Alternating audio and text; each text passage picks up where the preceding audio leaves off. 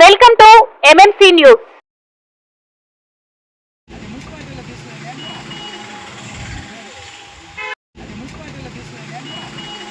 ఎంఆర్పిఎస్ నియోజకవర్గ ఇన్ఛార్జి పల్లిపాటి రవిని మాట్లాడుతున్నాను.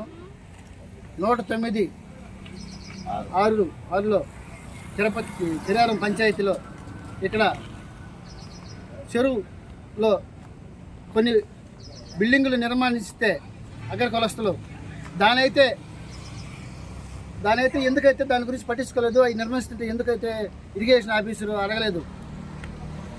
ఇక్కడ ఒక దళిత కులానికి సంబంధించిన ఒక దళితుడు మాది కులానికి చెందిన ఒక దళితుడు సంబంధించిన మాదిగోళ్ళు ఇక్కడ పెంచలయ్య సేనయ్య ఇద్దరు అన్నదమ్ముళ్ళు ఇక్కడ కొంచెం స్థలం ఇక్కడ వాళ్ళు ఎప్పటాంచో ఇక్కడ నిర్మించుకొని గుడి చేసుకొని ఇక్కడ అంగడి జీవిస్తుంటే దానైతే ఇది మా ఇరిగేషన్ డిపార్ట్మెంట్లో సంబంధం చెరువులో ఉందని చెప్పి దానైతే ఎంఆర్ఓ అదే ఇరిగేషన్ ఆఫీసరు పోలీస్ డిపార్ట్మెంట్ అందరూ వచ్చి తొలగించారు. ఇప్పటికీ 9 రోజులు అవుతుంది. మేము ఆ రోజు అడిగినాం, ఇదంతా చెరువు ఆక్రమణ అంతా ఈ బిల్డింగులంతా ఆక్రమణ నిర్మించినట్టు కదా, అవి అయితే మీరు ఎందుకు తొలగించలేదు, ఎందుకు తొలగిస్తున్నారని అడిగితే మేము అది కూడా తొలగిస్తామని చెప్పారు. ఇప్పటికి 9 రోజులు. ఈ 9 రోజులుగా ఇప్పటికైతే పట్టించుకోవాలా. ఈ ఇరిగేషన్ డిపార్ట్మెంట్ ఏమైపోయింది? ఎంగడగిరిలో ఇరిగేషన్ సంబంధించిన పొలాలలో ఎన్ని బిల్డింగులు కట్టినారు, ఎన్ని ఆక్రమణలు జరిగి ఉన్నాయి అంటే వాళ్ళతో మీరు ఏదైనా కుమ్మక్క అయితేనే వాళ్ళు బిల్డింగులు కట్టినారా? మేమంటే పేదవాళ్ళం అని చెప్పి మేము మా తొలగించారా? ఇది అయితే మటుకు ఇంత వదిలిపెట్టాం. ఖచ్చితంగా మేము ఎంగడగిరిలో ఈ ఇరిగేషన్ సంబంధించిన స్థలాలు ఎన్ని ఉన్నాయో అన్నీ సర్వే చేసి బయట తీయాలా. ఇన్ని అక్రమాలు జరుగుతూ ఉంటే, ఇన్ని భవనాలు నిర్మిస్తుంటే ఇరిగేషన్ డిపార్ట్మెంట్ నిద్రమత్తులో ఉందా? ఎందుకైతే మీరు మేలుకోలేదు? ఖచ్చితంగా ఒక పేదోడు మాది కులం చెందిన ఒక దళితుడుగా ఉండే వాళ్ళ గుడిసి పూరు గుడిసి చూపించిందా?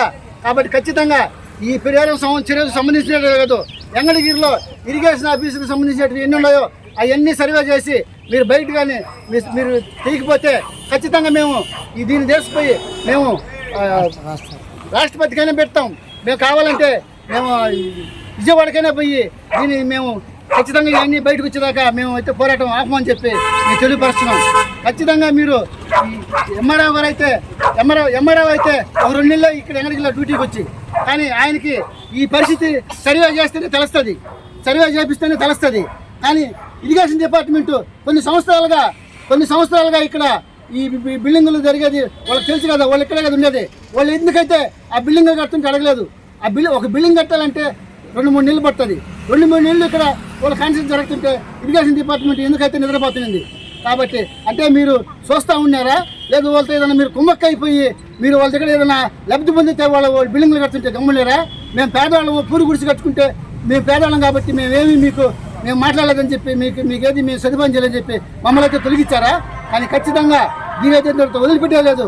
మేము ఖచ్చితంగా మన సోమవారం రోజు పోయి కలెక్టర్కి ఇచ్చాము, కలెక్టర్కి అర్జీ ఇచ్చినాము. అక్కడి నుంచి కూడా మాకు రిజల్ట్స్ వచ్చింది. మేమైతే ఈ పోరాటాన్ని మేము ఆపము. ఖచ్చితంగా మా నాయకుడి ద్వారాగా మేము విజయవాడకు కూడా పోతున్నాము.